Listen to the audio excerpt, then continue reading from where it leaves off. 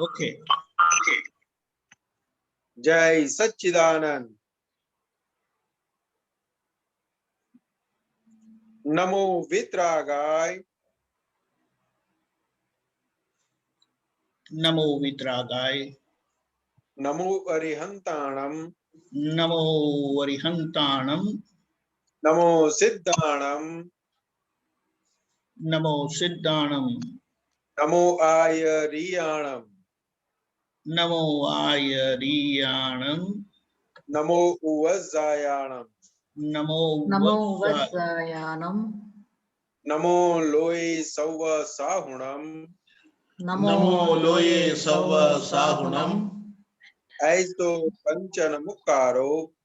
ऐसो पंचनमुक्कारो। सौवपावक्पनासनो। सौवपावप्पनासनो।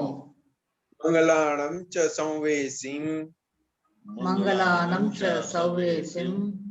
परमं हवै मंगलम्। परमं हवै मंगलम्। ओम नमो भगवते वासुदेव। ओम नमो भगवते वासुदेवाय। ओम नमः शिवाय। ओम नमः शिवाय। जय सच्चिदानंद। जय सच्चिदानंद। हे श्री सिमंदर स्वामी प्रभु। हे श्री सिमंदर स्वामी प्रभु। हे श्री वात्सल्य मूर्ति दादा भगवान। हे श्री वात्सल्य मूर्ति दादा भगवान। हे सर्वे देवी देवात्माओं। हे सर्वे देवी देवात्माओं। हमों शुद्ध उपयोग पूर्वक। हमों शुद्ध उपयोग पूर्वक। चित्त की हाजिरी में। चित्त के हाजिरी में। सत्संग में बैठने की। सत्संग में बैठने की। सत्संग सुनने की। सत्संग सुनने की। सत्संग समझने की। सत्संग समझने की। और सत्संग रूप होने की परम शक्ति दे। और सत्संग रूप होने की परम शक्ति दे। मैं भाव कर्म नो कर्म द्रव्य कर्म। मैं भाव कर्म नो कर्म द्रव्य कर्म। मन वचन काया। मन वचन काया। नाम और नाम की सर्व माया। नाम और नाम की सर्व माया। अप्रगट परमात्मा स्वरूप। आप प्रगट परमात्मा स्वरूप। दादा भगवान के सुचरणों में। दादा भगवान के सुचरणों में समर्पण करता हूँ। समर्पण करता हूँ। मैं भाव कर मन वचन काया से तद्दन भिन्न ऐसा शुद्ध आत्मा हूँ। मैं मन वचन काया से तद्दन भिन्न ऐसा शुद्ध आत्मा हूँ। मैं मन वचन काया से तद्दन जुदा ऐसा शुद्ध आत्मा हूँ। मैं मन वचन काया से तद्दन भिन्न ऐसा शुद्ध आत्मा हूँ। मैं मन वचन काया से तद्दन नौखा ऐसा शुद्ध आत्मा हूँ। मैं मन वचन काया से तद्दन भिन्न ऐसा शुद्ध आत्मा हूँ। मैं शुद्ध आत्मा हूँ। मैं शुद्ध आत्मा हूँ। मैं शुद्ध आत्मा हूँ। मैं शुद्ध आत्मा हूँ। मैं शुद्ध आत्मा हूँ। मैं शुद्ध आत्मा हूँ। मैं शुद्ध आत्मा हूँ। मैं शुद्ध आत्मा हूँ। मैं शुद्ध आत्मा हूँ। मैं शुद्ध आत्मा हूँ। जय सच्चिदानंद। जय सच्चिदानंद। जय सच्चिदानंद। जय Sachchidanand Deepakanand ji. Okay, your question. Santoshanand ji. जय सच्चिदानंद। जय सच्चिदानंद।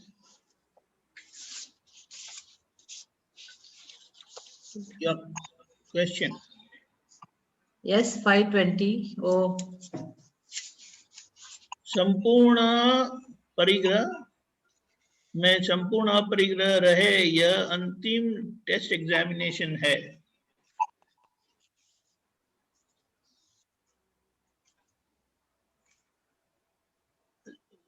सुना आपने? बताएं। संपूर्ण परिग्रह में अपरिग्रह है, वही टेस्ट एग्जामिनेशन है। अंतिम एग्जामिनेशन। अभी इसमें परिग्रह समझना पड़ेगा पहले। अपने परिग्रह किसको मानते हैं? व्यवहार। परिग्रह यानी क्या? तो दादा भगवान ने सिंपल सा बताया, जिस चीज की सबसे ज्यादा खेच रहती है, यानी गुजराती में मूर्छा बोला, मूर्छा ने शू कहवाय साहेब हिंदी में? अंग्रेजी में you become blindfolded. ओके। भगवान ने क्या बताया? चीज को इकट्ठा करना वो परिग्रह नहीं है, लेकिन उसके पीछे जो मूर्छा है उसको परिग्रह बताया। वो स्ट्रॉन्ग गोइंग बिहाइंड इट। हाँ, उसको परिग्रह बताया है। आपके पास एक बंगला है, दूसरा खरीदना है, तो क्या वो नहीं है, लेकिन उसके पीछे चोट कितनी है? मूर्छा यानी उसके पीछे वो बेबनपना जो वो कितना है? अटैचमेंट। वो हाँ, अटैचमेंट, तो उसको मूर्छा बोला गया। तो कि वो चीज कोई ले लेगा तो उसके पीछे आपको कितना दुख होता है। अच्छा। उससे हमें पता चल उसके ऊपर से हमें पता चलेगा कि उसके पीछे परिग्रह कितना है। क्योंकि ये स्थूल ये बाहर की सब व्यवहार की सब चीजें देखे ना, तो वहां से हमें पता चलता है। अपनी एक चम्मच भी बाजू वाले के घर पे गया है ना, तो जब तक आएगी ना, जब तक घर में वापस नहीं आएगी तब तक अंदर चलता रहेगा, मेरी चम्मच लेने का बाकी है, बाजू वाले के वहां मेरी चम्मच लेने का बाकी है। तो ये अपना परिग्रह दिखाता है। तो कि ये बाहर व्यवहार के अंदर बाहर की चीजों के लिए है। दादा भगवान ने लास्ट परिग्रह क्या बताया? कि ये शरीर वो मैं हूं, वो लास्ट परिग्रह है। तो कि वहां पे अपरिग्रह, तो कि मैं शरीर नहीं हूं, मैं शरीर, मैं शुद्धात्मा हूं। बाय रिलेटिव में नामधारी हूं और बाय रियल व्यू पॉइंट से मैं शुद्धात्मा हूं। तो कि ये अंतिम परिग्रह, संपूर्ण जो परिग्रह है, तो संपूर्ण परिग्रह कहाँ वर्तता है? तो कि अपने मैं ये हूं वहां पे वर्तता है। वो इतना गाढ़ हो गया है तो कि कोई नामधारी को कोई गाली देगा ना तो मुझे दिया, नामधारी का कोई अपमान करेगा ना तो क्या मेरा अपमान किया। जो नामधारी का भुगतने के जो व्यवहार में जो भी भुगतना आता है, तो वहां पे क्या हो जाता है? तो कि मुझे भुगतना पड़ता। तो कि ये जो अंतिम संपूर्ण जो परिग्रह था शरीर के ऊपर, नामधारी के ऊपर, तो दादा भगवान ने एक ज्ञान दृष्टि दे के वो जहां पे गाढ़ परिग्रह था वहां से निकाल के मैं शुद्धात्मा हूं। तो कि ये अंतिम कसौटी है। तो कि जहां जहां पर भी अंदर बोलता है कि मैं ये हूं, मैं ये हूं, ये मेरा है, तो कि नहीं, ये नामधारी का है, ये रिलेटिव है और मैं रियल स्वरूप से शुद्धात्मा हूं। तो कि जहां परिग्रह, संपूर्ण परिग्रह की जो अवस्था है, वहां पे शुद्धात्मा की दृष्टि से वो उससे निर्लिप्त रहे, उसको अपरिग्रह दशा बताया दादा भगवान। नाटक पूर्ण होगा बच्चे के साथ मम्मी का, बच्चे के साथ दादी का, हस्बैंड के साथ पत्नी का, माता पिता के साथ बेटी का, क्योंकि ये नाटक पूरा रहेगा। लेकिन अंदर कहीं पर भी वो चोट नहीं रहेगी, क्योंकि मैं शुद्ध आत्मा हूं और फाइल नंबर 1 का हिसाब है और वो हिसाब चुकता कर रही है। जी। तो कि ये परिग्रह तो ज्यादातर सब लोग जो समझते हैं ना परिग्रह, तो कि ज्यादा चीजें इकट्ठा करना उसको परिग्रह बताते हैं। तो कि एक गाड़ी की 2 गाड़ी की, एक बंगले का 2 बंगला किया, करोड़ रुपया था तो उसका 10 करोड़ बनाया, सोने की 2 बंगड़ी थी तो उसकी 4 किया। तो सब चीजों के आधार पर उसको परिग्रह समझते हैं। लेकिन भगवान ने परिग्रह की पूरी भाषा, डेफिनेशन आकी एग्जैक्ट बताई। तो कि चीज का इकट्ठा करना उसको परिग्रह नहीं बोला, लेकिन उसके पीछे जो चोट है, मूर्छित भाव है, उसको परिग्रह जी भगवान ने। वो परेशान हमें करता है, चीज परेशान नहीं करती है। अगर आपके पास से कोई सोने की एक लकड़ी ले गया है ना, तो अंदर हिलेगा जरूर, लेकिन उसके पीछे चोट है, उतना ही अंदर इफेक्ट होगा। अगर चोट नहीं है तो इफेक्ट नहीं होगा, तो तुरंत एक्सेप्ट हो जाएगा, भाई हिसाब था, जब तक मेरा हिसाब था तब तक मेरे पास रही, अब मेरा हिसाब गया तो वो गई, तुरंत नॉर्मलिटी हो जाएगी। कि वहां पे हमें तुरंत समझ में आ जाएगा कि ये परिग्रह नहीं था मेरा, ये कुदरती रूप से मेरे हिस्से में आया था और कुदरती रूप से मेरे हिस्से से गया। एक पद भी है उसके ऊपर, कोई अंग शरीर के काटे। हाँ, कोई अंग शरीर का काटे तो जैसा दुख होता है, हाँ ऐसे भौतिक चीज हानि में परिग्रह क्या है दिखता है। हाँ, वो एग्जैक्ट कविराज ने एग्जैक्ट डेफिनेशन बता दी कि अगर शरीर का अंग काटता है, उंगली कटती है तो कितना दर्द होता है, तो वैसे ही कोई चीज हमारे पास से चली जाएगी तो ऐसा दुख होगा, तो समझना कि वहां पे परिग्रह है। ऐसे ही कोई हमारा अपमान करेगा तो कैसा दुख होता है, तो उसके ऊपर से पता हमें चलता है कि उसके पीछे परिग्रह कितना है। अच्छा, दादा भगवान ने बहुत अच्छा पद है। बहुत महात्मा के ऊपर, हाँ बहुत अच्छा पद है। When time is there, you can explain. If time is. ठीक है, अभी जय ये तो समझ सच्चिदानंद। में। हाँ, जय सच्चिदानंद। जय सच्चिदानंद।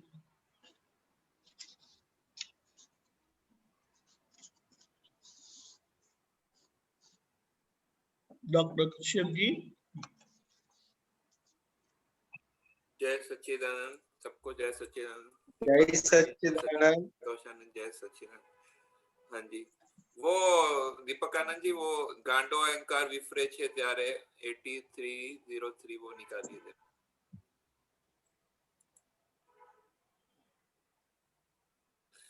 ये तब तक मुझे ये उसमें जो है ना मिथ्या जेर जो है वो थोड़ा फिर से समझना है। कल मैंने पूछा था लेकिन मुझे समझ नहीं आया, मिथ्या जेर क्या होता है?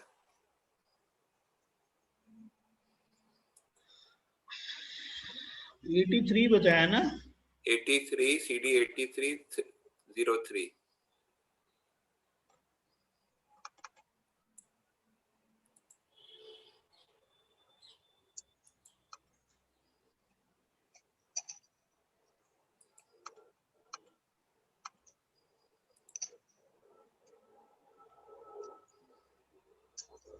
फर्स्ट पैराग्राफ में है, गांडो अहंकार विपरे છે ત્યારે વધારી। हाँ, मिथ्या जेर क्या होता है? द्वेष जर मिथ्या जेर जो, वो पूरा रेफरेंस है। गांडो अहंकार विपरे છે ત્યારે વધારી દેવાલામાં વેર રે, દ્વેષ જરે મિથ્યા ઝેર જો। वो क्या बताना चाहते हैं, अहंकार होता है ना, हाँ जी वो जब कंट्रोल में नहीं रहता जी, तब वो वैर बढ़ा देता है। जी द्वेष जरे मिथ्या जर रे, यानी द्वेष जरे, जरे यानी वो सेक्रेट। हाँ हाँ हाँ, मिथ्या जहर जो, यानी मिथ्या यानी जो है नहीं, उसको मानना मिथ्या, हाँ जहर जो मिथ्या, मिथ्या जहर है। तो मतलब उसका दादा भगवान एक बहुत, अहंकार को मिथ्या जहर बोल रहे हैं, किसको जहर मिथ्या जहर बोला? वही बता रहा हूँ। दादा एक एग्जाम्पल दादा भगवान देते थे हाँ कि जो ये सैनिक होता है ना, हाँ जी, सैनिक होता है ना, तो वो युद्ध करते हैं ना, हाँ तो किसके ऑर्डर पर युद्ध करते हैं? तो के उसके ऊपर जो कमांडो होता है या मेजर होता है या उसके सुपीरियर जो होता है, उसके ऑर्डर पर युद्ध करते हैं वो। जी और एक ऑर्डर पे वो अपनी जान भी दे देते हैं। जी लेकिन दादा भगवान बताते थे तो कि उसका अहंकार, जी, उसका सुपीरियर ने उसके अहंकार को छेड़ दिया, हाँ तो फिर वो ऊपरी है वो भी नहीं देखेगा, उसको मार देगा गोली मार। तो कि ये अहंकार ऐसी चीज होती है कि जिसके लिए वो जान देने के लिए तैयार है, लेकिन अहंकार को ठेस पहुंचाए तो वो उसकी जान ले लेगा। तो कि ये अहंकार को ठेस पहुंचती है तो अंदर इतना बैर बांध देता है, तो कि वो मिथ्या जहर, वो जो अंदर घुटता है, अंदर जो घुटता है वो मिथ्या जहर है। अंदर क्योंकि जो वो अंदर रियलिटी नहीं जानता, इसलिए वो द्वेष करता है और द्वेष के आधार पर अंदर जहर घोलता है, मिथ्या जहर। मतलब वो आप ये बोल रहे हैं कि अहंकार के से जो है मिथ्या जहर पैदा होता है, ऐसा बोल रहे हैं? हाँ हाँ, वो हकीकत जानता नहीं है ना, हाँ इसलिए 9 कलम में पहली कलम दादा भगवान ने बताई, किसी का अहम न दुबाए न दुबावाए, कि दुबावा प्रत्यय न अनुमोदाय, ऐसी परम शक्ति दे।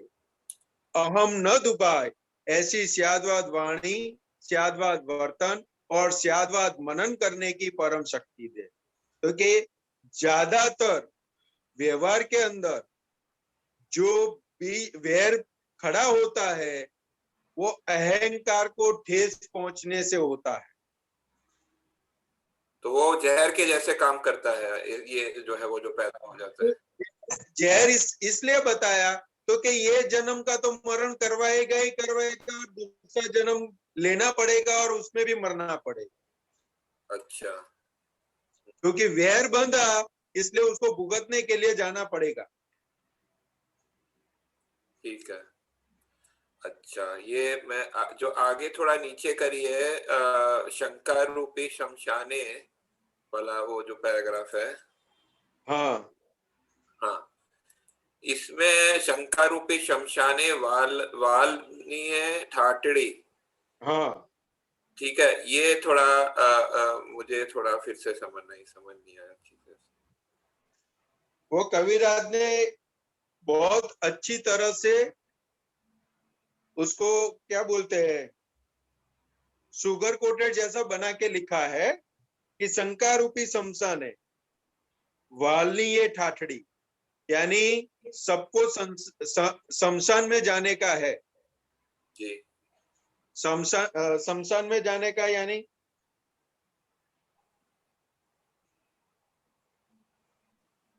तो के सबको मरने के बाद स्मशान पर जलने के लिए जाना पड़ता है, और वो ठाठड़ी पर ले जाते हैं, हाँ जो ननामी बोलते हैं ना, हाँ तो वो गुजराती में उसको ठाठड़ी बोलते हैं। तो ठीक उसके है। ऊपर ले जाने का है शमशान।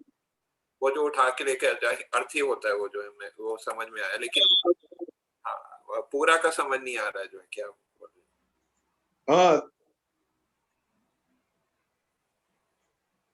तो के शंका रूपी शमशान है, वालनी ये ठाठड़ी, आसक्ति ने मालिकी ना भावती, मोरे नहीं मन वेल जो। यानी वो बताना क्या चाहते हैं, तो कि हम ये पूरी जिंदगी हाँ, किसके लिए जिए, पूरी जिंदगी किसके लिए जीते हैं? वो तो मतलब अलग अलग चीजों के लिए जीते हैं ना, सुख पाने के लिए जीते हैं। तो उसको टोटलाइज में देखा जाए ना, तो कि नामधारी के लिए जीते हैं। नामधारी के लिए जीते। हाँ, नामधारी कितना एक्सपांड हो सकता है, उसके ऊपर हमारा जीने का तरीका होता है। हाँ, तो क्या आसक्ति ने मालिकी ना भाव थी, यानी आसक्ति और मालिकी भाव, तो सभी जगह पे जहां जहां मेरा मेरा लगता है वहां पे आसक्ति और मालिकी भाव है। हाँ, ये मेरा है, ये मेरा है, ये मेरा है। तो कि वो लास्ट में वो सब छोड़ के ठाठड़ी पे सज के स्मशान में जाने का है। वाल्मीकि ठाटड़ी मतलब कि अब जो ठाटड़ी को वाल्मीकि बोला है, ठाटड़ी को प्यारा बोला है। वो मैंने बोला सुगर कोटेड लिखा है कविराज जी ने, वाल्मीकि ठाठड़ी। अच्छा, ठाटड़ी को प्यारा प्यारा बोला है उन्होंने, है ना? हाँ, तो वो वाल्मीकि ठाठड़ी में बैठ के स्मशान पर जाने का है, सब कुछ छोड़ के। हाँ, अच्छा, उसको वाला करके जाना पड़ता है स्मशान में, हाँ, उसके ऊपर बैठ के। अच्छा, इसके अलावा कोई चारा नहीं, ये सत्यता बताई। अच्छा, जीवन का जो सत्य है ये बताया कि सब कुछ आसक्ति है, मालिकी भाव है, सब कुछ छोड़ के ठाठड़ी में जाना पड़ेगा, और ठाठड़ी में बैठ के स्मशान पर जाना पड़ेगा। इसलिए समझ लो हमें कैसे जीना है। तो वापस शंकर ठाठड़ी में। शंकर रूपी शमशान के बारे में बोलते हैं वो। हाँ, हाँ, तो क्या स्मशान जाने में कोई शंका है? नहीं, मतलब समझा नहीं। शंकर रूपी शमशान है मतलब शंकर से पैदा हुआ की जो है मृत्यु, ये बोलना चाह रहे हैं? हाँ, तो क्या वो हमें हमें पूरा जीवन जीते हैं ना, हाँ, लेकिन भी कभी शंका नहीं होती कि आज मैं कभी मरने वाला हूँ। हमारा जो जो जीवन का सारे निर्णय होते हैं ना, हाँ, वो मैं कभी मरने वाला नहीं हूँ इस हिसाब से होते हैं। हाँ, तो इसलिए बताए शंकर रूपी शमशान ने हाँ, वाल्मीकि ठाठड़ी, आसक्ति ने मालिकी ना भाव थी, मोरे नहीं मान ले वेल रे वेल जो। यानी जिंदगी का पूरा जो सफर है वो है, मैं कभी मरने वाला नहीं हूं ऐसे जीता है। लेकिन सत्य क्या है, क्योंकि तो एक दिन सब कुछ यहीं पे रख के, नाम और नाम के साथ में जुड़े हुए सभी संबंध, सभी चीज वस्तुओं, सभी आसक्ति, सभी मालिकी भाव वाला जो जो कुछ है, सब कुछ यहाँ पे छोड़ के जाना पड़ेगा। और लेके क्या जाएगा, तो के राग और द्वेष से खड़े किए हुए उसके पीछे के कर्म लेके जाएगा। तो तो मोरे ये करना ये सब कुछ नहीं करना है, तो के सत्य समझ लो कि जन्म लिया है तो किसके लिए लिया है, हमारी मंजिल क्या है, हमें कहाँ पे जाना है, वो रियल सत्य समझ लो, तो सभी झंझट से, सभी आसक्तियों से, सभी मालिकी भाव से मुक्त हो जाओ। हाँ जी, और ये मोरे नहीं मानुएल, इसमें क्या कहना चाह रहे हैं? मोहरे, वो एग्जैक्ट उसका गुजराती का अनुवाद समझ में नहीं आता है। मोरे मतलब मेरा होता है ना, मेरा नहीं मन वेल, मतलब मेरा मन नहीं है, मेरा मन मेरा नहीं, ऐसा बोलना चाह रहे हैं? वो एग्जैक्ट मोहरे का वर्डिंग समझ में नहीं आता। मन वेल जो, वो तो बराबर है। दीपक आनंद जी, ऐसा लगता है कि देखो, मन वेल यानी मन जो क्रीपर चढ़ता है ना ऊपर, क्रीपर हाँ जी, वेल चढ़ती है, तो मन की क्रीपर यानी मन किसी से मिलता नहीं है, इसके कारण अच्छा, जो मन सभी के साथ एकाकार रहता है, एक रहता है, तो ये शंका के कारण किसी के साथ वो एक नहीं रह पाता। अच्छा, तो वो जो क्रीपर को बढ़ना चाहिए, ऊपर चढ़ना चाहिए, वो नहीं चढ़ पाती है, वो अलग ही रहता है मन सभी से, अच्छा, ऐसा। शंका के कारण। ये शंका वाला अहंकार होता है ना, तो वो हाँ, ऐसा कर देता है। अच्छा, तो ये ठीक है। थोड़ा आगे एक और मैं पूछना है, वो दुर्ध्यान और अपध्यान, दुर्ध्यान और अपध्यान क्या एक ही है? वो क्या होता है दोनों में अंतर? नीचे थोड़ा है उसमें एक पद में दुर्ध्यान अपध्यान, तो दुर्ध्यान अपध्यान एक ही होता है?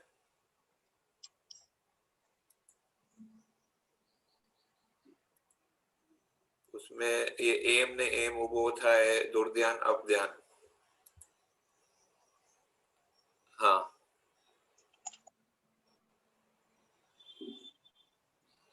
संतोष आनंद जी। हाँ जी। हाँ, बताए दुर्द ध्यान अपध्यान कुसंगी अपेक्षानी जाड़ रे पर स्वभावे जगत उपूजो। दुर्द ध्यान और अपध्यान, हाँ जी, तो के ये दोनों अलग है। दुर्द ध्यान और अपध्यान हाँ जी। दोनों अलग है। क्या होता है दुर्ध्यान, क्या होता है? दुर्द ध्यान यानी एग्जैक्ट उसको समझना है ना।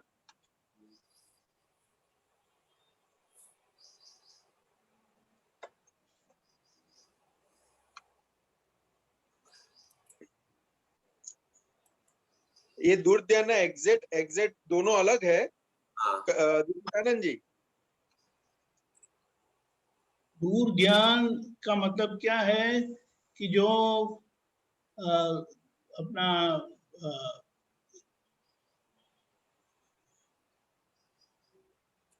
ध्यान तो करते हैं ना, ध्यान करते हैं, वो नेगेटिविटी वाला है। हाँ, दूर ध्यान का मतलब वो नेगेटिव रहता है, उसको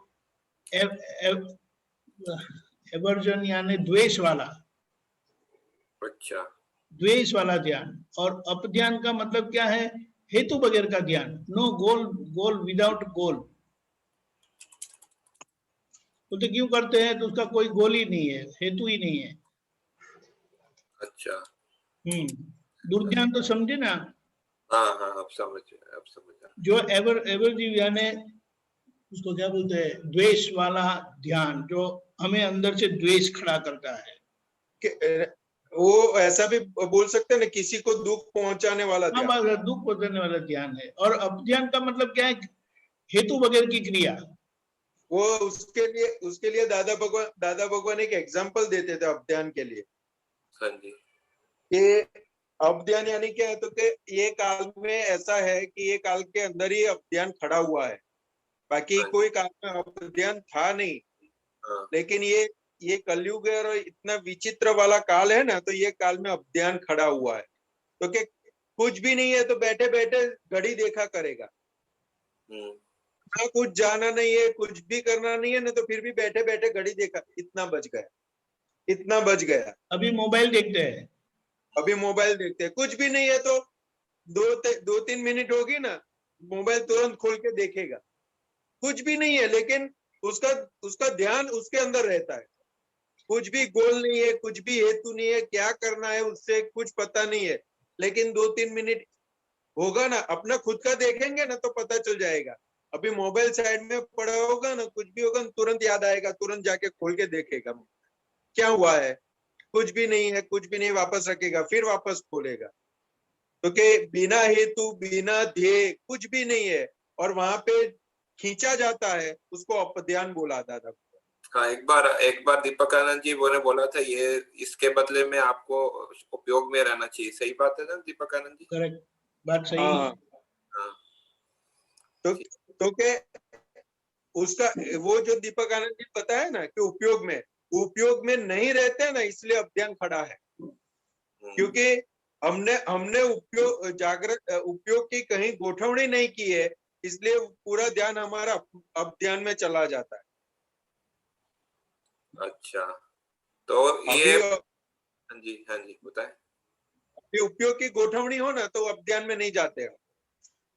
जी, समझ गया। ये और हमारा पूरा थोड़ा सा समझने की कोशिश करते हैं। ये बोल रहा है एम, जैसे एम ना एम मतलब ऐसे के तैसे, ऐसे ही ऐसे ही खड़ा हो गया ऐसे ये। ही हाँ, ये ऐसे ही बैठे बैठे खड़ा ऐसे ही हो बैठे बैठे कोई काम नहीं है, फिर भी अंदर बैठे अंदर चलता रहता है।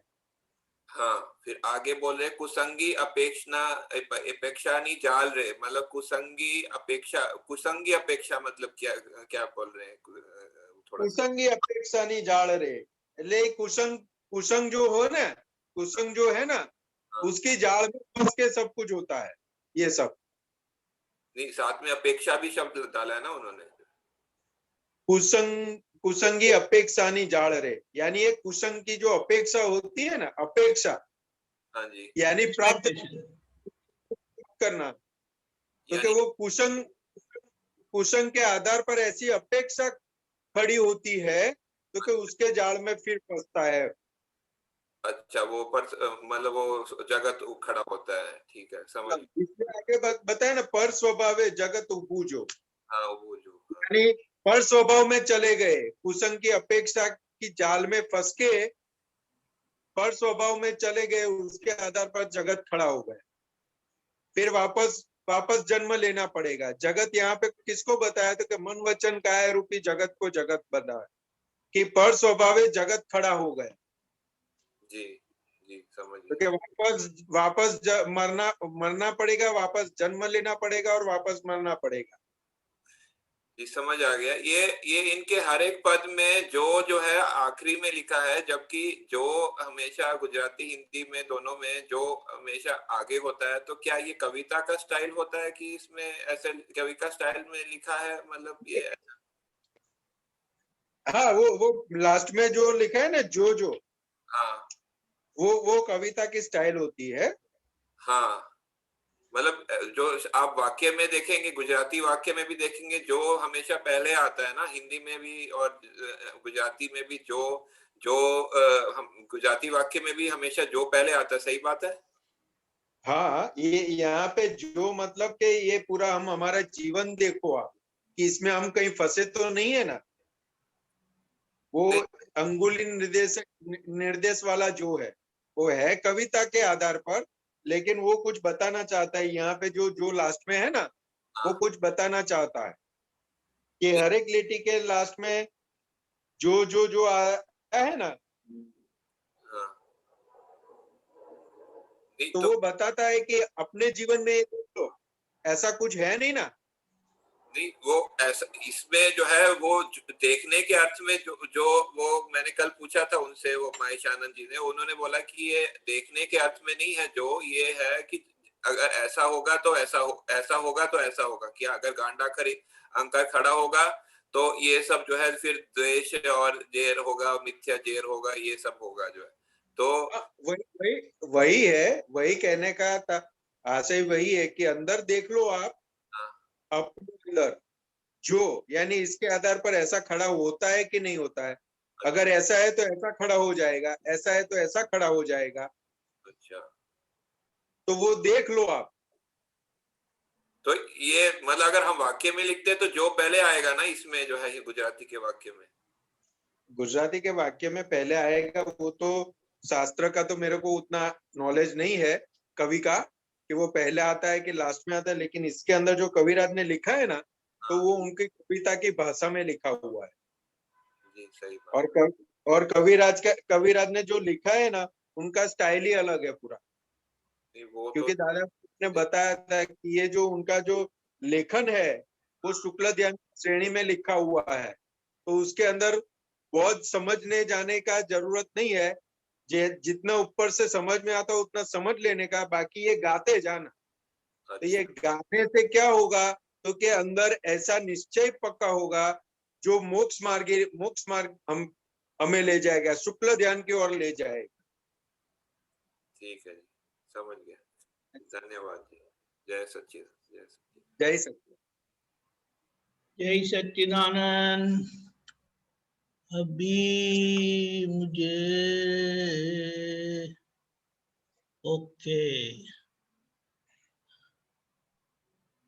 गीता बहन आप हो?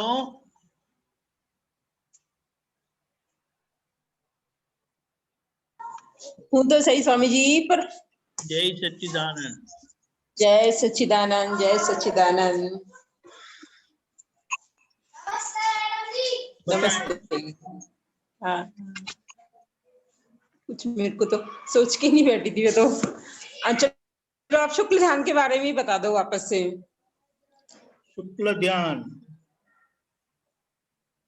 हाँ, संतोषानंद जी क्या बताए शुक्ल ध्यान के शुक्ल ध्यान के बारे बारे में? में बताओ।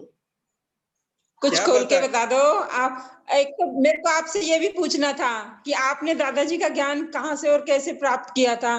कैसे आपको इतनी लगन लग गई, इतना ऊंचा ज्ञान और इतनी छोटी सी उम्र में? अरे वाह!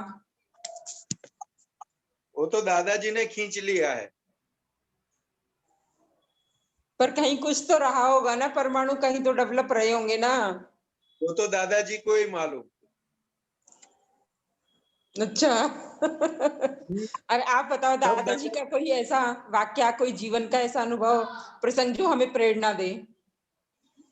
वो तो क्या क्या है कि दादाजी का जो विज्ञान है वही एक अलौकिक हम्म, वही अलौकिक है। तो कि ये काल के अंदर ऐसा सरल सुगम मार्ग मिलना अति अति मुश्किल है। हाँ, हमें जो मिला है तो उसका उसका उपयोग करने का है हमें। हाँ। संतोषानंद जी, जी। आप तो पहले से बहुत सियाने थे ना, नहीं नहीं नहीं, गांडे। क्या बात ये करते हैं? हाँ, फिर ये सब परिवर्तन कैसे हुआ? वो आपता पुत्र की संगत में रह के हुआ। क्या बात। वो अभी ऐसा बोलूं तो एरिया का डॉन थे अब। अच्छा। नहीं हो सकता है कि कि ना, दादाजी की कृपा और आपता पुत्र का संगत से सब हुआ है जो भी हुआ है। हाँ, आज मुझे संतोषानंद जी, मुझे सुबह मतलब आज पूरा दिन मुझे ऐसा चलता रहा कि हमें ना कितना दादाजी का कितना उत्तम और सहज ज्ञान मिला है, कितना हम उसका अपना मतलब, नहीं तो कोई रास्ता नहीं है मोक्ष मार्ग का, जो वीतराग भगवंतों के रास्ते के अलावा सच में कोई रास्ता नहीं है, और इतना सरल। और समझने के लिए हमारे पास अब सुबह का सत्संग भी है, ये भी है, रात का भी है, जब भी हमें समय मिले। और मैं तो यही बोलूंगी कि जितना जितना समय मिलता जाता है उतना उतना हर एंगल से हमको ये विज्ञान समझ के और इसका उपयोग करके और 5 आज्ञा को हमें फिट कर लेना ही है। बिल्कुल सही बात। ये सच में। सभी महात्माओं के निश्चय के आधार पर ये सबको उदय में आ गया है। हाँ, मतलब ये चांस, इस तरह का चांस, मतलब जैसे मैं कल है ना जैन शास्त्र को पढ़ रही थी, तो मैंने हाँ जी। जैन शास्त्र में पढ़ा कि मतलब कितने, हाँ, कितने भव भव एक जीव घूमता है, कितने बार पेड़ में जन्म लेता है, कितने बार किस किस योनि में, करोड़ों करोड़ों लाखों लाखों, उतने कितने तो निगोद में उसके जन्म, श्वासों श्वास जन्म हो रहे और मर रहे होता है वो।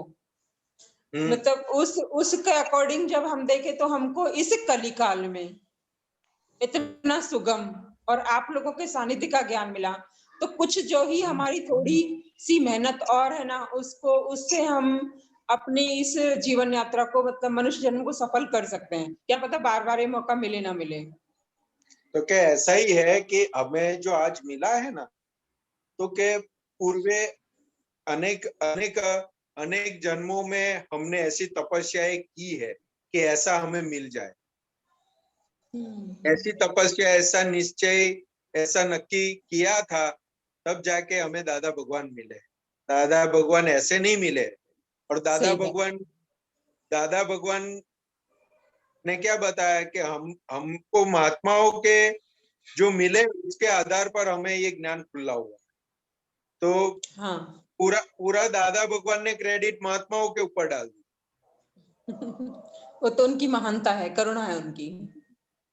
लेकिन साथ साथ में दादा भगवान बताते थे कि कई जन्मों से ये जो पूरा जो महात्माओं का जो वृंद है, पूरा जो समूह है, वो कई जन्मों से एक दूसरे के लिंक में ही है। अच्छा अच्छा। ऐसे इकट्ठा नहीं हुए हैं। अच्छा। तो कि एक दूसरे के कई आत्मों से एक दूसरे के लिंक में तब जाके इकट्ठा हुए दादा भगवान और ये विज्ञान प्राप्त। लेकिन महत्व की बात क्या है तो कि विज्ञान प्राप्त होने के बाद दादा भगवान बताते थे कि हमारी हाजिरी है और हमारी हाजिरी में ये विज्ञान प्राप्त हुआ है, तो उसी जन्म में जितनी 5 आज्ञा के आधार पर जी गए तो आगे का मार्ग और सरल हो जाएगा। हाँ। ऐसा है। तो क्या हमने हमारा नक्की दृढ़ निर्णय निश्चय वही होना चाहिए कि आज्ञा दृष्टि से जीना है, चाहे सही बात है। और आज्ञा दृष्टि को भी उन्होंने व्यवस्थित शक्ति के तहत कितना सरल करके भी तो दिया है ना, कि हर चीज को उन्होंने मन वचन काया कि हर क्रिया उदय कर्म उन्होंने बोला है और उससे मैं असंगी हूँ, ये ही फिट हो जाए और मैं शुद्ध आत्मा वाला पार्ट फिट हो जाए, तो मतलब वो चीज कितनी सरल हो जाएगी ना, फिर कोई पजल ही नहीं रहेगा। वो सब बातें ना, जो वाक्य है ना, वो कैसे फिट होंगे तो कि व्यवहार के अंदर हमें जो भुगतना आता है, हाँ। उसके अंदर उसका हर एक अवस्था का एनालिसिस होता जाएगा ना, तो हमें एग्जैक्ट समझ में आता जाएगा कि ये दादा क्या दिया है। और हाँ ठीक। जय सच्चिदानंद। जय तो सच्चिदानंद। संतोष आनंद जी, आपने बताया कि आपता पुरुष के संपर्क में आपको ये प्रेरणा हुआ, तो आपको आपता पुत्र के संपर्क कैसे हुआ? आपता पुत्र का संपर्क कैसे हुआ तो कि 92 में मेरी मामी है, वो एक्सपायर हो गए ना, तब उनके घर पे कुलदीपक भाई, जयमेश भाई, महेंद्र आनंद जी, फिर योगेश आनंद जी, फिर कुलदीपक भाई, तो वो सब डेली 1.5-2 महीने तक डेली सत्संग और कीर्तन भक्ति वो सब चलता था। वहां से आपता पुत्र का परिचय हुआ।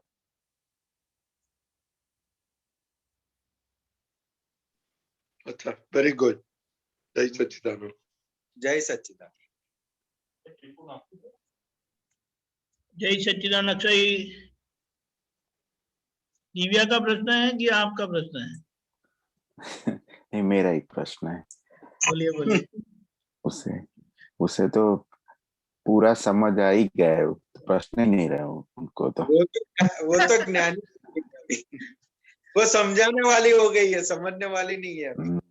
नेचुरल है अक्षय, जो अननेचुरल है उसको ही समझना है। अब प्रश्न ये है कि अभी बात हो रही थी कि हमको एनालिसिस कर लेना है, तो कोई एक सिचुएशन आती है, बात करने की सिचुएशन आती है, हम बात करते हैं, उसमें अहंकार खड़ा हो गया या तो फिर मान खड़ा हो गया और उससे कुछ भी हो गया, तो मुझे ये समझ आता है कि क्या है जो हमको एनालिसिस नहीं करने देता पोस्ट इवेंट होने के बाद, क्योंकि आपने बताया कि 5 आज्ञा में रहने का निश्चय 5 आज्ञा में रहना है और फिर इवेंट हो जाने के बाद एनालिसिस करना है कि क्या हुआ, तो वो क्या है जो हमें एनालिसिस नहीं करने देता? अक्सर कैसा है तो कि पहले की समझ हमारी क्या थी तो कि मैं गलती वाला नहीं हूँ, सामने वाला गलती वाला है। पहले की हमारी समझ क्या थी तो कि मैं तो निर्दोषी हूँ, गलती वाला तो सामने वाला है। सही है। यही दृष्टि से हम जीते थे और यही दृष्टि से अनंत जन्म मरे, यही दृष्टि से जिए और यही दृष्टि से अनंत जन्म मर गए। तो वो इतनी गाढ़ हो गई है, तो ये हम एनालिसिस करने के लिए बैठेंगे ना, तो कौन गलती वाला साबित होगा? पहले तो दूसरे लोग साबित हो गए और फिर धीरे धीरे कोई लोग बोलते थे, लेकिन अभी ये आज्ञा दृष्टि से हम एनालिसिस करने बैठेंगे तो गलती वाला कौन निकलेगा? हमारी खुद गलती दिखेगी। तो हमें हमारी गलती दिखाई देगी, क्योंकि अभी भी वो अध्यास ऐसा पड़ा हुआ है तो कि खुद की गलती देखने नहीं देगा। अभी भी गलतियों का वो रक्षण कर रहा है, इसलिए वो एग्जैक्ट एनालिसिस नहीं होने देगा। सही। अभी भी अंदर ऐसा ऐसा पड़ा हुआ है जो गलतियों का रक्षण करता है, और वो रक्षण करता है वो वाला भाग है ना, वो एनालिसिस नहीं करने देगा। सही है। क्योंकि एनालिसिस करेगा तो तुरंत खुला हो जाएगा कि गलती मेरी है, राइट। और वो समझ में आएगा तो गलती छूट जाएगी, छोड़नी नहीं पड़ेगी, छूट जाएगी, वो गलती ऑटोमेटिक बंद हो जाएगी, वो उसको पोसाएगा नहीं। अगर गलतियां करना बंद हो गए तो फिर अपना जो जीवन चक्र है वो बंद हो जाएगा, फिर जन्म लेना ही नहीं पड़ेगा, सिद्ध गति की ओर चले जाएंगे। सही है। तो ये संसार के अंदर जो माना हुआ है वो फिर भुगतने कैसे आ सकेंगे? नहीं आना है। तो के हाँ, तो के इसलिए वहां पे जो रक्षण करने वाला भाग है ना गलतियों का, हाँ, वो भाग एनालिसिस नहीं करने देता। समझे। इसलिए दादा भगवान ने क्या बताया कि कैसी भी गलती हो जाए ना, लेकिन उसका रक्षण नहीं करने। गलती होना वो उदय के अधीन है, लेकिन रक्षण करना वो भाग वो हमारे हाथ में है। उसका रक्षण नहीं करना वो भाग हमारे हाथ में है। ओके।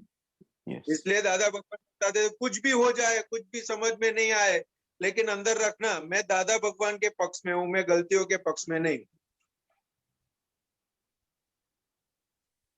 तो कितना भी बड़ा गलती हो गई होगी उससे हम निकल जाएंगे, तुरंत अंदर हल्कापन महसूस हो जाएगा। समझा। सभी गलतियों की सभी असर से तुरंत मुक्त हो जाएंगे। उसका जब तक हमें रक्षण करते रहेंगे तब तक उसकी असर में से बाहर नहीं निकलेंगे। और जैसे ही उसका रक्षण नहीं किया ना, तुरंत उसकी असर से बाहर निकलना शुरू हो जाएगा। सही है। सही है। इसलिए अपने पिक्चर देखते हैं ना, तो हीरो को हाँ। बहुत मार पड़ती है, उसके बाद वो खुल जाता है कि अभी तो इतना तो खा लिया है, अभी इससे आगे क्या खोने वाला है? कुछ खोने वाला नहीं, तो अपने आप शक्ति आ जाती है। क्योंकि ऐसा इतनी मारेगी, फिर सही समझ आ जाएगी, भाई इससे आगे तो कुछ है ही नहीं। जो मरने का डर है, जो खुला हो जाने का, गलतियों के आधार पर बदनाम होने का डर है, वो सब चला जाएगा कि मैं तो नामधारी हूं ही नहीं, पूरा डर उड़ गया, तो तुरंत खुला हो जाएगा। राइट। लेकिन ये रक्षण करता है, गलतियों का असर होता है, तो वो नामधारी वाला जो भाग है कि मुझे हुआ, मेरे को ऐसा हुआ, तब तक वो गलतियां का एनालिसिस नहीं होगा। लेकिन एक बार डर निकल गया कि होगा तो क्या होगा, एक जन्म का मृत्यु आएगा, एक जन्म की बदनामी आएगी, उससे आगे क्या होगा? लेकिन आगे तो हम सेफ हो गए ना। हाँ। तो फिर कोई अंदर से इतनी स्ट्रांगनेस आ जाएगी तो फिर कुछ नहीं होगा, फिर हर एक चीज का एनालिसिस होगा और गलतियां भी अपने आप बंद होती जाए। समझा।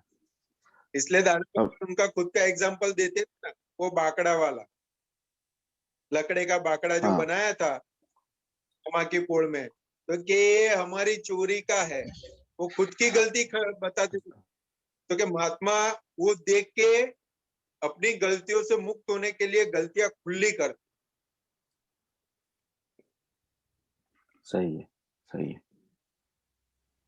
अब दूसरा ये समझ में आता है कि काफी बार गलती दिखती ही नहीं है, समझ तो आती नहीं है कि ये गलती है। तो अक्षय को क्या होता है कि सत्संग का परिचय होता है ना, सत्संग सुनने भी मिलता है तो तुरंत ही अंदर अपने आप ही ज्ञान में रहने की जरूरत नहीं, अपने आप ही सब समझ में आ जाता है और ज्ञान में रहना, 5 आज्ञा में रहना शुरू ही हो जाता है।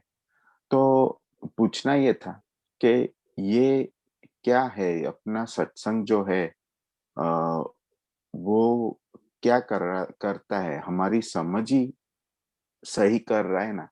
क्योंकि एक एग्जांपल देता हूँ, तो अक्षय को क्या होता है कि जब भी कभी बातचीत में जाता है, स्पेशली मीटिंग में होता है तो बातचीत होती है, फेस टू फेस नहीं होता तो काफी घर्षण हो जाता है।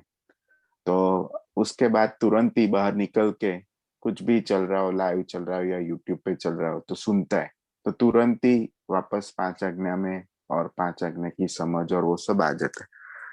तो ये हमको सत्संग क्या करवाता है? हमारी समझ जो है, जो उल्टी समझ से चल रहे थे वो ही सीधी करता है। वही करता है। हमें हमें हमें वो क्या बोलते हैं कि रिफ्रेश करता है, रिफ्रेश कर Clear. देता है कि यहाँ पे गलत थे, रिफ्रेश कर दो, Clear. सही कर दो, रिफ्रेश हो गए, सही हो गए, रिफ्रेश करते हैं। तो अब अक्षय को प्रश्न आगे ये है कि गेस बहुत सारी चाबियां है, पर कौन सी ऐसी चाबी अक्षय लगा सकता है जिससे वो खुद अपने आप ही रिफ्रेश कर सकता है अपने आप को? तो के वो क्या है, तो के वो जो संजोग आता है ना, हमें सिर्फ नक्की रखने का है, हमें सिर्फ नक्की रखने का है। बाकी जैसा संजोग आएगा उस हिसाब से वहां पे वो चाबी लग जाएगी। वो ज्ञानी की कृपा है वहां पे। अच्छा, वहां पे हमें मगज दौड़ाने की जरूरत नहीं है। हाँ, बुद्धि दौड़ाने की जरूरत नहीं, हमें सिर्फ नक्की रखना है कि मुझे आज्ञा दृष्टि से जीना है।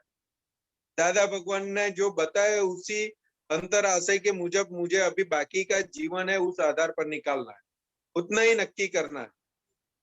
बाकी जैसे संजोग आएगा ना, ज्ञानी की कृपा से वो चाबी हाजिर हो जाएगी समझे कि यहाँ पे कौन सी चाबी से ताला ये खुलने वाला है, क्योंकि अलग अलग प्रकार के ताले हैं।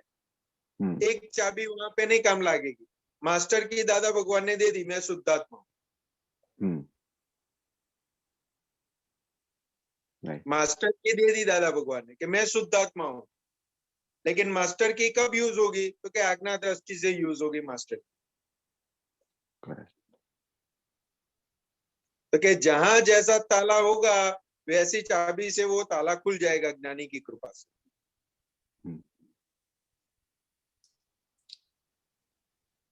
इसलिए कविराज का पद है ना, सतसंग चे पुण्य संचालित जाहूं, अभ्युदय आनुषंगिक प्रतीति अनुभव छे, जागृतिक चाहूं अभ्युदय आनुषंगिक। वाह अजय भाई, अरे कौन, अक्षय भाई ने पहले कुछ दिनों पहले ऐसा पूछा था कि वो कौन है जो मुझे देखने नहीं देता है। हाँ, वो मुझे कौन देखने क्यों नहीं देता है। अभी आज पूछा कि क्या बताया, एनालिसिस करने नहीं देता है, नहीं करने देता। हाँ अच्छा है, वेरी गुड। और सत्संग की बात याद करो, सत्संग याद करो, सत्संग की बात याद करो, सत्संग सुनो तो तुरंत वो जाकर वो क्या होता है कि जिसे ये सत्संग में क्या है। वाह बहुत अच्छा। एक बात है कि ये सत्संग जो है वो अनुभवी के वचन है, अनुभवी के अनुभव सिद्ध वचन है, और हमारी सभी की कनेक्टिविटी दादा से है। और वो दादा के कारण वो कहीं न कहीं से दादा का दवाई लगी जाती है, और वो लगने से अंदर जो हम है ना, आत्मा जागृत हो जाता है, मतलब क्या है, हम जागृत हो जाते हैं, क्योंकि मैं आत्मा स्वरूप हूँ, वो मैं हूँ। आत्मा का मतलब वो मैं हूँ, तो वो मैं हूँ, वो मैं जागृत हो जाता हूँ, और जागृत हो जाने से तुरंत सब दिखाई देता है कि क्या बात है, सब में मेरी गलती है, दूसरे सब निर्दोष है। दादा ने बताया, जवाब आ गया, अभी कुछ नहीं, पहले तो ये जवाब आने पर, जवाब आ गया, अभी ढूंढना रहा कि कहाँ मैंने गलती की। तो फिर जो बाहर जाते थे वो अब अंदर हो गया, अभी वो सब खोज अंदर हो वो गई, बंद हो गया। बोला कि सब चलो बाहर की झंझट बंद हो गई, अब मैं अंदर अंदर अपना टाइम निकालूंगा। तो ये बहुत बड़ी राहत है, ये बहुत बड़ा समाधान है। और इसके लिए एक ही चीज है, आपका समर्पण भाव दादा के प्रति, दादा के विज्ञान के प्रति, और उनके तरफ की पूरी श्रद्धा, जो आपको उनके ज्ञान का अनुभव हुआ है, इसके लिए वो श्रद्धा। लेकिन वो जैसे दादा दादा जैसे होता है ना, तो ये सब ऐसे ही काम करने लग जाता है, और कहीं ना कहीं से आपको जवाब मिलता जाता है। और जो ऐसा ऐसा हो गया होता है ना, तो बोला आए अब यहाँ रेडी हूँ, चलो फाइट विथ योर सेल्फ, क्योंकि बाहर कोई नहीं है, दुश्मन अंदर ही बैठा है। बैठा है। बहुत अच्छा है, वेरी गुड। जय सच्चिदानंद। आगे जाए। हाँ, जय सच्चिदानंद। मजा आया हो अक्सर? हाँ कहाँ आना है? मजा आ गया, अक्सर को बोल रहा हूँ। हाँ, अरे बहुत मजा आ गया, मैं तो ये सुनते सुनते ये तो रोज ही मजा ही है। ये जो रक्षण वाली बात है ना, वो सुनी बहुत है, लेकिन अभी खुली हो रही है कि लाइफ के अंदर रक्षण ही करते हैं, और जितना रक्षण होता है ना, एनालिसिस होने ही नहीं देता किसी भी गलती का। सही है, सही है। मुझे भी एक चीज समझ आई अभी कि अक्षय सिचुएशन से भागता ही रहा है कि भाई ये इसके सामने जाना ही नहीं है, इसके सामने जाऊंगा ना तो झंझट होगी ना। तो अभी ऐसा समझ में आया तो नहीं, अक्षय को लेके जाना है। चल अक्षय क्या खड़ा होगा देखेंगे तो सही, तो इसके अंदर का माल, अक्षय के अंदर का माल तभी पता चलेगा जब वहां जाएगा सिचुएशन। तो कोई भी सिचुएशन को अब अक्षय एक्सेप्ट कर सकेगा, क्योंकि अभी तक, आज तक अक्षय को कैसा था, कोई भी सिचुएशन आए ना, कोई लेके कुछ आएगा कि मुझे 5 मिनट तुमसे ये बात करनी है, तो अक्षय को हमेशा अंदर नेगेटिव ही खड़ा होता था। अरे ये फाइल आई, क्या करेगी, फाइल आई, संभाव निकाल। पर संभाव निकाल करना है, शक्ति मांगनी है, पर हमेशा नेगेटिवली ही वो अंदर पहले नेगेटिव, कहाँ ये फाइल आ गई, ऐसे बोलते हैं ना, कहाँ आ गई। पर अब मेरे को समझ आई कि अब ऐसा होगा, चलो अक्षय के अंदर क्या निकल रहा है दिखेगी।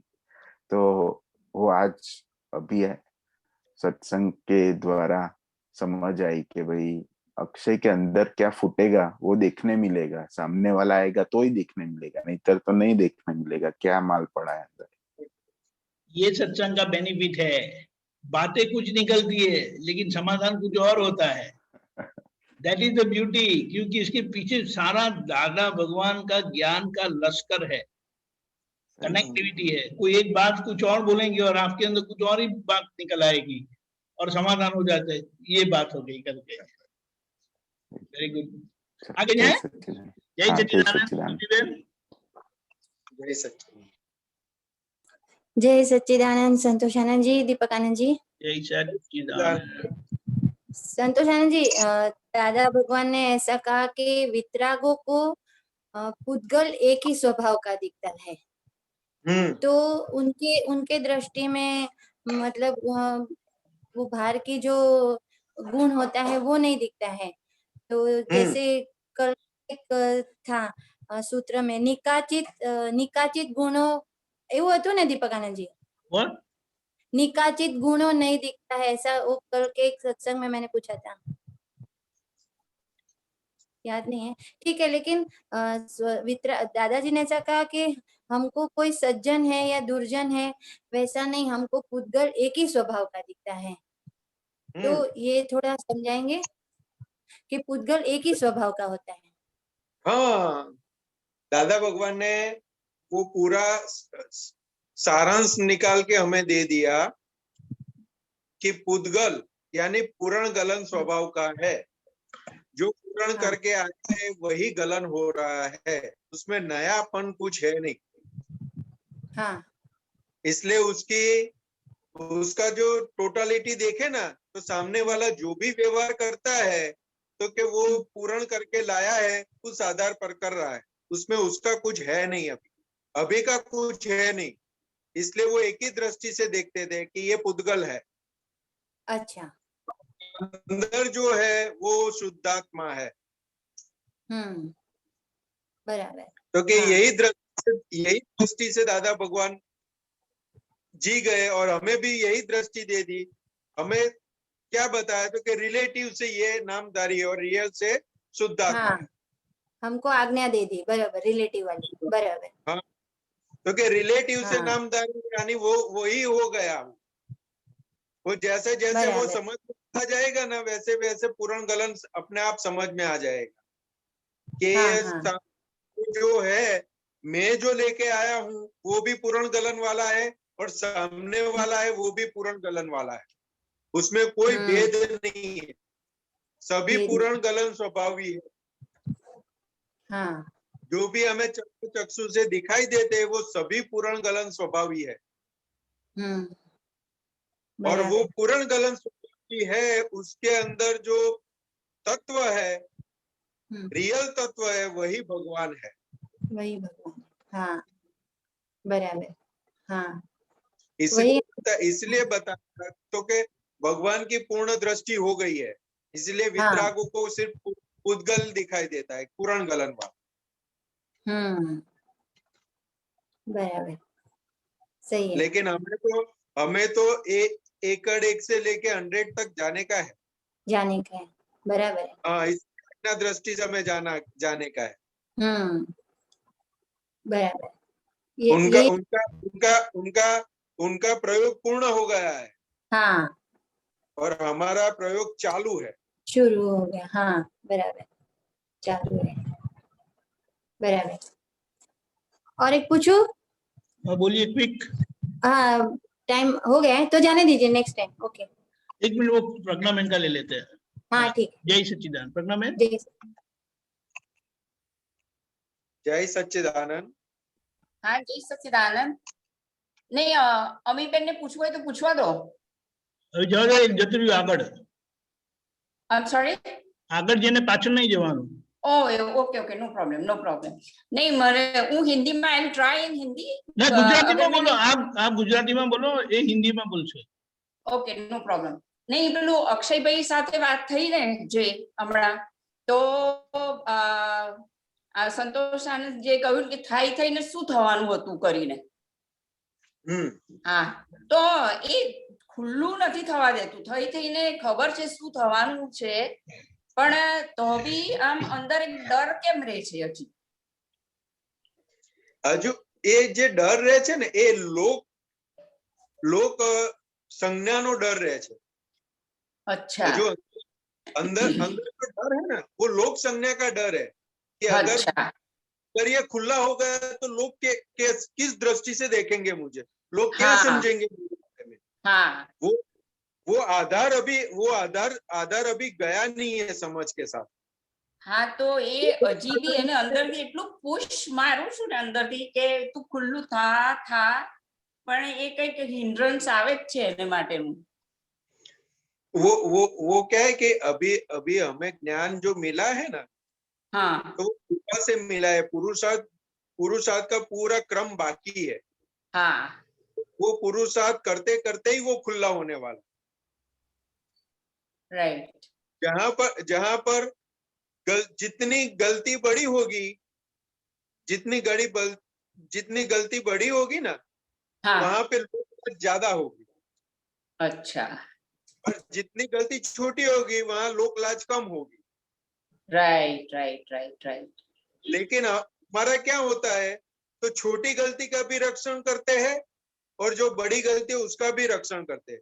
छोटी छोटी गलतियों का भी रक्षण करना छोड़ देंगे ना, तो अपने आप शक्ति बढ़ती है।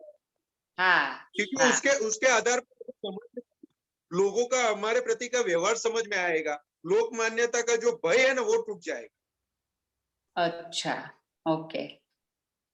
कि एक कहना होगा ना कि अभी मैंने फोन पे किसी को झूठ बोल दिया, हाँ बराबर है, और घर हाँ। के अंदर बैठे हैं या फिर जो भी है, तो मैंने बोल दिया कि भाई ये इनका फोन था, मैंने झूठ बोल दिया।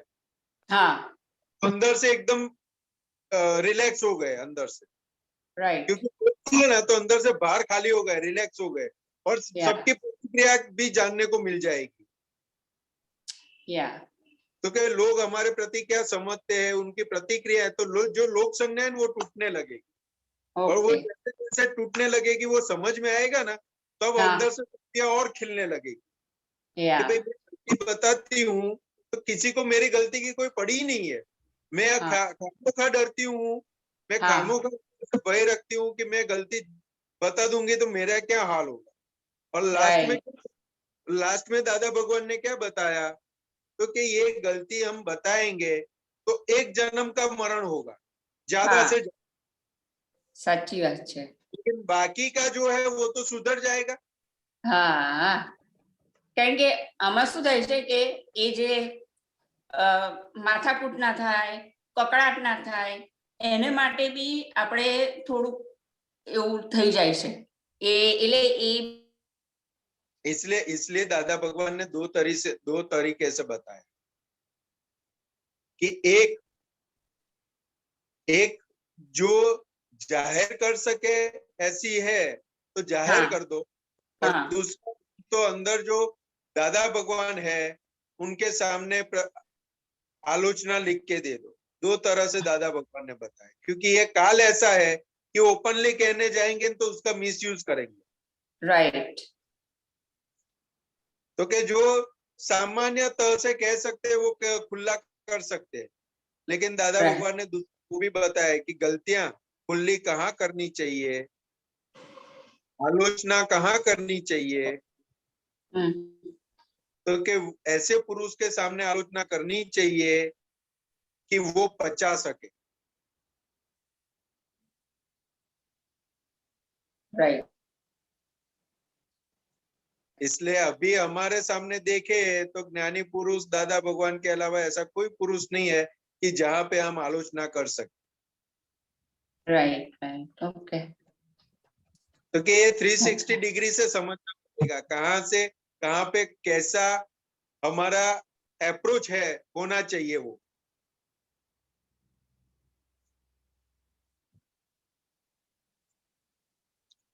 ओके ऑलराइट श्योर जय सच्चिदानंद। अपना समय हो चुका है। संतोष आनंद जी आखिरी मंत्र बुलाएं, प्रथम है ना, फॉलो करिएगा। ओके नमो वितरागाय, नमो वितरागाय, नमो अरिहंताणम, नमो अरिहंताणम, नमो सिद्धाणम, नमो सिद्धाणम, नमो आयरियाणम, नमो आयरियाणम, नमो उवज्जायाणम, नमो वत्सायाणम, नमो लोय सौव साहुणम, नमो लोये